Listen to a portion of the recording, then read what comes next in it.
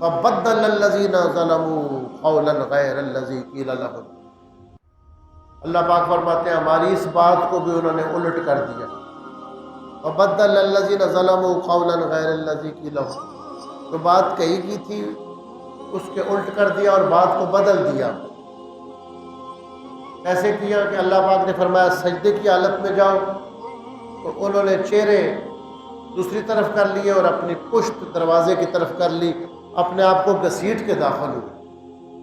اور رب نے فرمایا تھا کہنا کہ حتۃ، ہم سے غلطی ہو گئی، ہمیں معاف فرما دے، تو کہنے لگے حنتۃ حنتۃ، حتۃ میں ایک نون ڈال لیا جس کا مطلب تھا ہمیں گندم چاہیے، ہمیں گندم چاہیے، یعنی اللہ تعالیٰ کے حکم کے ساتھ مذاق کیا۔ اللہ پاک فرماتا ہے فَأَنزَلْنَا عَلَى الَّذِينَ ظَلَمُوا رِجْزًا مِّنَ السَّمَاءِ، پھر ہم نے ان پر بلندی سے ایک عذاب نازل کیا۔ جمہور مفسرین کے نزدیک اس عذاب سے مراد طاعون کی بیماری تھی۔ یہ بڑی سخت بیماری ہے جس میں مختلف مقام پر بغلوں کے نیچے، ٹانگوں میں، مختلف حصوں پر گلٹیاں نکل آتی ہیں اور وہ رنگدار گلٹیاں ہوتی ہیں، اور طاعون سے بچنا اللہ اپنی قدرت سے کسی کو بچایا وہ اس کی شان ہے۔ عام طور پر طاعون کی بیماری میں بچتا کوئی نہیں، اور جدید تحقیقات کے مطابق یہ جو چوہے ہوتے ہیں اور چوہے کی نسل کے جو دوسرے جانور ہوتے ہیں ان کے جسم کے ساتھ پسو ہوتے ہیں، ان کی وجہ سے یہ طاعون کی بیماری آگے پھیلتی ہے، پھر پھیلتی رہتی ہے۔ بڑی سخت بیماری ہے۔ طاعون کی بیماری میں جو بندہ مر جائے اللہ کے نزدیک وہ شہادت کا رتبہ پاتا ہے۔ تو طاعون کی بیماری ان کے لیے نازل ہوئی۔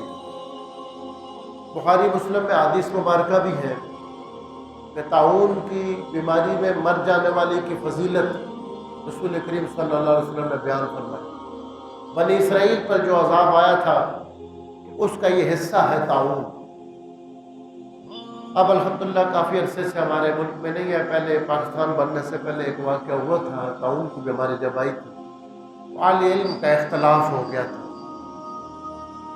ان آیات اور احادیث کا ایک ظاہری مطلب لے کر کچھ اہل علم یہ کہتے تھے کہ طاعون میں اپنا علاقہ چھوڑ کر کہیں اور جانا جائز نہیں ہے۔ قرآن کی آیات بھی ہے فَأَيْنَمَا تَكُونُوا يُدْرِككُمُ الْمَوْتُ وَلَوْ كُنْتُمْ فِي بُرُوجٍ مُشَيَّدَةٍ، اگر تم مضبوط قلعوں کے اندر رہتے ہو، برجوں کے اندر رہتے ہو، جہاں بھی ہو موت تمہیں آ کے رہے گی، موت سے تم بھاگ نہیں سکتے۔ ان الموت الذی تفرون منہ، جس موت سے تم بھاگتے ہو فإنہ ملاقیکم، وہ تمہیں آ کے رہے گی۔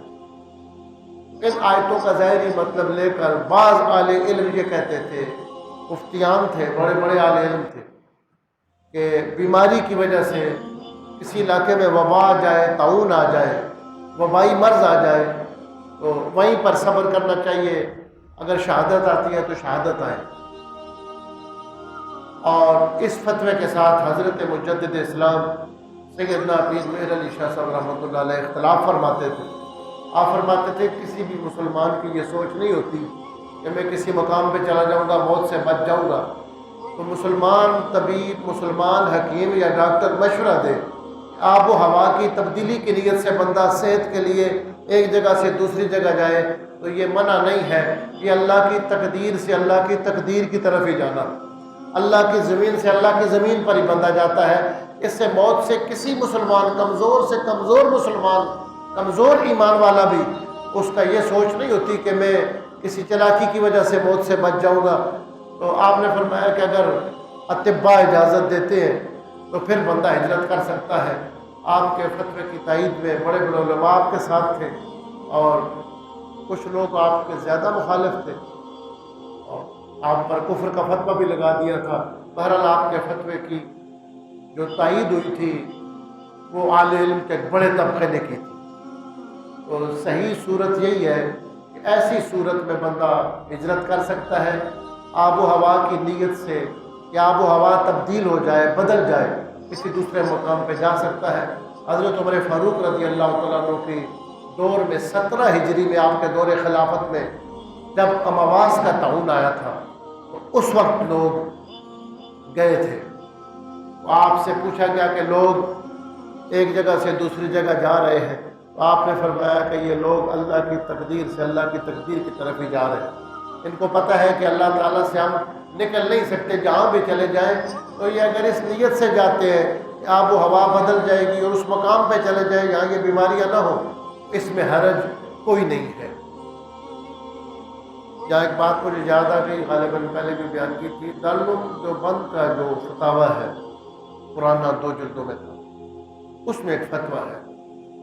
سوال یہ کیا گیا تھا کہ جس علاقے میں طاعون آ جائے تو لوگ ایسا کرتے ہیں کہ شہر کے ارد گرد قرآن مجید کے حافظوں کو بٹھاتے ہیں اور حافظ سورہ یاسین پڑھتے ہیں، اور جب مبین کا لفظ آتا ہے سورہ یاسین میں 7 مرتبہ مبین ہے، تو مبین پہ رک کر اذان دیتے ہیں، تو ایک بار سورہ یاسین کے اندر یہ 7 اذانیں ہو جاتی ہیں۔ تو شہر کے ارد گرد جب یہ عمل کرتے ہیں تو اللہ تعالیٰ اس شہر کو طاعون کی بیماری سے بچا لیتا ہے، اس شہر میں لوگ محفوظ رہتے ہیں طاعون کے اثر سے۔ تو یہ جائز ہے یا ناجائز ہے؟ ایک سوال یہ پیدا ہوتا ہے، بعض لوگ یہ کہتے ہیں کہ صحابہ اکرام کے دور میں اگر کوئی واقعہ پیش آیا اور وہاں داعیہ موجود تھا لیکن انہوں نے وہ کام نہیں کیا تو بعد میں ہم نہیں کر سکتے۔